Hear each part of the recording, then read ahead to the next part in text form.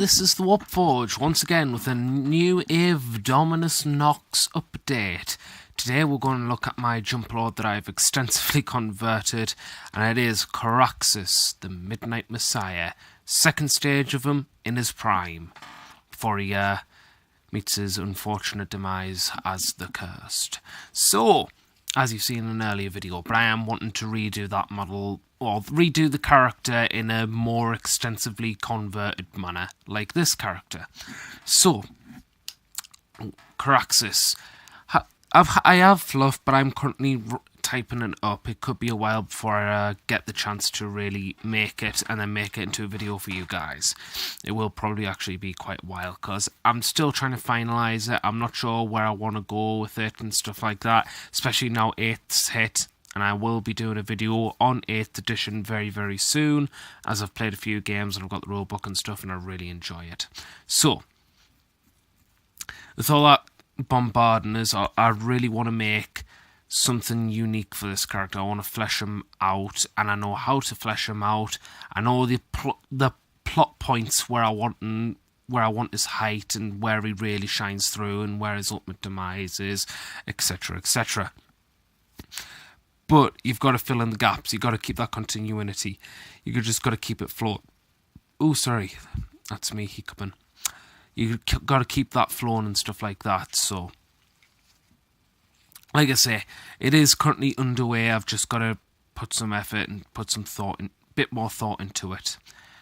So, for that out the way with, painting wise, well, as you can see, it's fully based. I used the Citadel, the debris, Astrogranite debris, and then the Valhallan Blizzard snow on top. I painted the base using the Eshin Grey, I believe, where it's a very dark grey from Citadel, then washed it in black. And as you can see, it's done quite nicely. The blue was simply Cantor blue, washed it with black, raised it up again with Cantor blue, and that was that. The trims and the shoulder pads are done in Vigello's model colour range in bronze. The black wings were literally Eshin Grey dry brush with a wash over it, then slightly dry brushed in raised areas to really bring it out again. The metalwork inside the turbines in the red that you see on the horns, well, the steelwork in the turbines was basically lead belcher with a wash of black. The red horns was a work of red gore or corn red, and then washed down with sepia.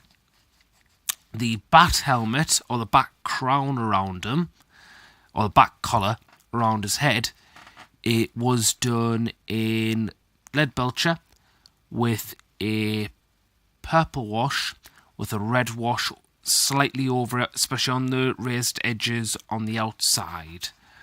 The head is Sevatar's head from 30k as well, and I'll go into the convert bits after I've told you how I painted it, but yes, that is Sevatar's face. That is meant to be Sevatar's face in the lore, as the way I wanted it to be was his obsession for Sevatar was so claustrophobic, I could say, that he even got not all, but his best apothecaries to surgically reconstruct his face to the best of their abilities to make it look as close to Sevatar as possible, and that's what he looks like. So, anyhow, the face was done with Vigello's Ghost Grey, base coated on, very lightly and very, very, to get it right, because obviously faces have a tremendous amount of detail that if you just blotch on, you'll end up having like some sort of abomination that you don't really want. So very, very thin down, very light layers of Ghost Grey to make up that base coat. Then you thin down the black wash.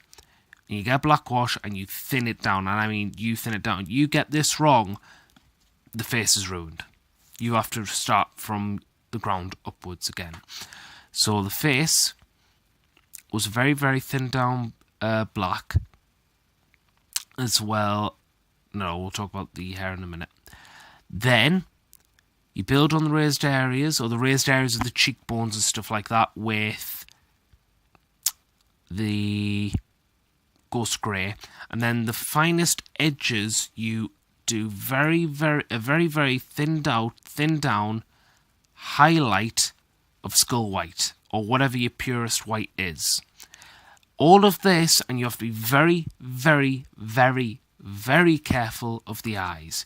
I mean, like, you need to be careful. If you want that Nostraman look as if he was Nostraman born, you've got to keep the irises pure pitch black. Midnight black for midnight clad. Midnight black for midnight clad. Always remember that. So, got to be very, very careful. Got to have a very steady hand. I was very surprised that I got away with such a steady hand for his eyes. The hair was Eshin grey, like the bat wings, Eshin grey, washed with black. Thin down black though. Be very light on the dry brush so that you don't get it on the face. Or, if you prefer doing the hair first before the face, you can have a little bit more leeway, let's just say. And then wash it down with a very thin wash of the black. Then very, very lightly highlight back. Or not highlight, but dry brush back to raise up the hair. The red on the plasma pistol was done with corn red, sepia wash. Raised edges and raised area was done in a lighter shade of red. I believe it was, hang on, I've got the paint here, I'll get it out, was done in Wild Rider red, somewhat, you know, but very thin it down as per usual, and then apply it onto like majority. Keep the corners safe away, keep that dark red still so it gives that glowy effect. And then highlight on the edges of the plasma glowy bit with white. I used Ghost White from Vielo's game colour range. That seems to do the trick for me. The plasma pistol was done in lead belcher, then a purple wash. Yep, then just a purple wash, Leviathan purple for me. So I'm going to what I'm going to do now is I'm going to give it a full 360, and then I'm going to stop at certain pauses or certain stops to show a bit more detail, to show what I did for certain tubings and certain details.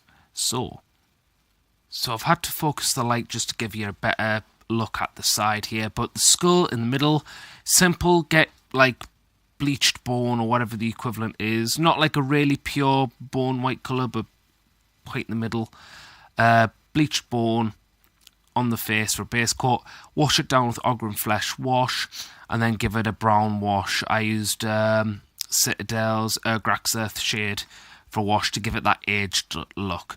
The red's simple as done as the plasma pistol glowy bit on the inside, as I've said. The red tubing on the plasma pistol was simply corn red with sepia wash. Lightning bolts, as you can see, were done basically the same as done on the Apathetic Fish channel, from how the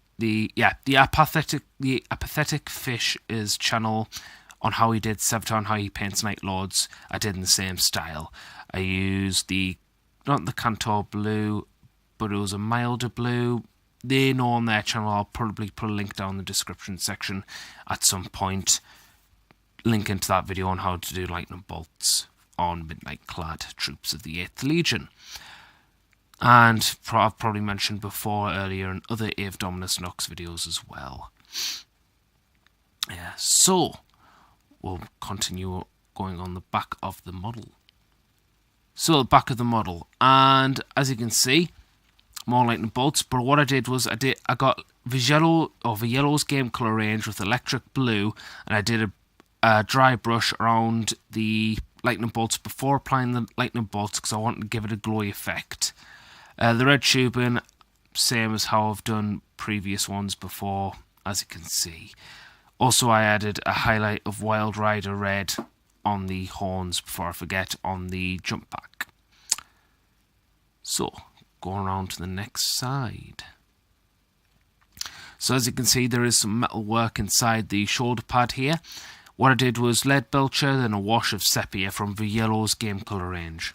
The chain glaive, how I've painted the midnight armour, the blue armour, sorry, from discussed earlier, and the lightning bolts discussed earlier.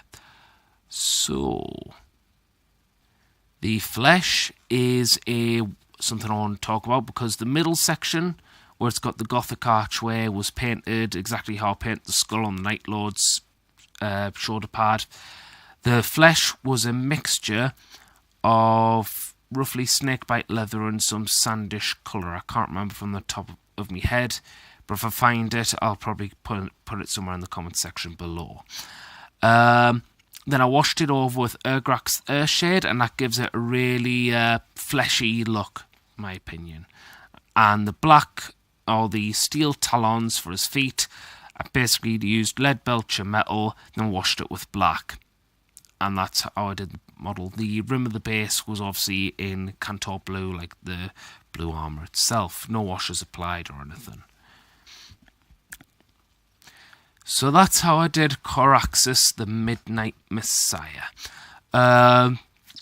For modelling bits, for conversions, I used a bit from, well, for the arm, I used the Night Lords Forge World Chain Glaive. For the Forge World bits, I used the Terror Squad Torso, or the Night Lords Legion Torso. I used Sevatar's head, and I used the Night Lords Forge World Chain Glaives. For the arm connecting the torso to the chain glaive, I used a Death Company arm, and I sliced off the hand using a hacksaw, or a jeweler's saw. And the plasma pistol, well, the arm came from the standard Chaos Marine Infantry kit for 40k, and the plasma pistol came from the Raptor kit. The legs, the talon claws, and the shoulder pad that isn't the Night Lord shoulder pad all came, and the jump pack came from the Raptor kit. The Forge World shoulder pad, as I've just said, from the Night Lord shoulder pad is from Forge World. The bat wings are not the gargoyle wings, they are the Dark Eldar Scourge wings, and a lot of people have thought that they were the gargoyle wings. They're not. They are the Dark Eldar Scourge wings, and they are magnificent for the Midnight Messiah, I believe, so I do declare. So yeah, that is the Midnight Messiah, and the only thing I'll talk about with making this is for the jetpack or for the back jump pack to connect to the torso, you are going to need green stuff, because obviously with the plastic kit has a back half where it has a plush fit to connect two parts of jigsaw puzzle together. From the jump pack has the peg, and the back half of the torso has the hole to connect the peg in. Now that doesn't happen on a Forge World piece, because a Forge World torso is the whole torso. It's not two halves. So you are going to need to use green stuff to make it work. Yeah. Outside of that, I'm pretty happy with it. I've used it multiple times. For 40k, I use this guy with a lightning claw, although I could use chain glaive as anything, only because I can. You know, they don't have rules for chain glaive, which I think is a damn shame, and I think it's something that they've definitely missed from the Forge World book and the Index of Hereteks Astartes, or the Index of the Forces of Chaos. I hope that's something they will touch upon, or give some life into, because I would love to see the Hereteks Astartes legions, especially the undivided ones, get some love, because we know the Pantheon's coming, so every sliver or every droplet that gives us something before we get our book, because obviously the Pantheon are the ones that are going to get the love first, would be extraordinary. It would be magnificent. Mwah, motto bene, etc., etc. But alas, we don't, so I get it counted as anything that I like, as long as I don't take the piss and I've got it written down on a piece of paper or something. Because personally, I don't really like using e-publications. Whilst they seem clean, they also run on a battery, and you don't know where it's been, and you don't know who could have hacked it and modified it. And I'm not going to lie, I'm not I will try and read into themes of an army, and I will read into like playstyles of different factions stuff, but I don't have the time to read in detail and remember off by heart the point stats or the points cost of every single model in every single army to know whether or not my opponent's cheating or something. And that's why I don't personally like the EPUB, because we know for a fact that sometimes Battlescribe gets it wrong, or things like Battlescribe gets it wrong at times, and we also know for a fact that people can hack into these things and change things to suit the needs if it feels that it's going to help them with their egos. But hey, that's just my opinion. Other than that, I like this model. I like what I've done with it. This is exactly how I wanted Coraxis in his prime. He's got his plasma pistol, he's got his chain glaive, he's in a pose, ready for battle, ready for the hunt, and he looks like he's just going to land and deal the killing blow for his plasma pistol. And it looks fantastic, and I have to admit, by far, this conversion is one of my proudest conversions to date, because it looks so natural. It doesn't feel forced, it doesn't feel over the top of being the sake of over the top. It doesn't feel outside of not being in 40k, it doesn't look out of too much proportion. Now obviously people can be obviously a bit ambiguous of proportion with shoulder pads, and people will critique, anatomy of a Space Marine and stuff like that. But for me, this looks like he belongs in the 40k setting. He looks grim, he looks gritty, he looks dark, he's the grim dark. He doesn't look like some sort of special snowflake for the sake of being a special snowflake, if that makes sense. He doesn't have, extraordinary stuff. He just looks like a Chaos Lord who's a bit crazy and he wants to get shit done. And that's what I like about him. He just feels like he perfectly sits well in the setting. Anyhow, I believe that's all I've got really to talk about, because I will do the fluff on him one day, and when I do the fluff, I will try and do properly edited and all that. So thank you for watching. If you want to see anything more on the Ave Dominus Nox project, please subscribe, because I will be making a separate video about 8th, my feelings about it. I've played a few games, and what I'm going to say in depth about what I feel about 8th edition. And I'm going to say now, it's going to be critical, but a positive video. I'm going to be critical about some aspects, but I am loving 8th edition at the moment. But I will go into detail more on my 8th edition video when I get around to filming it.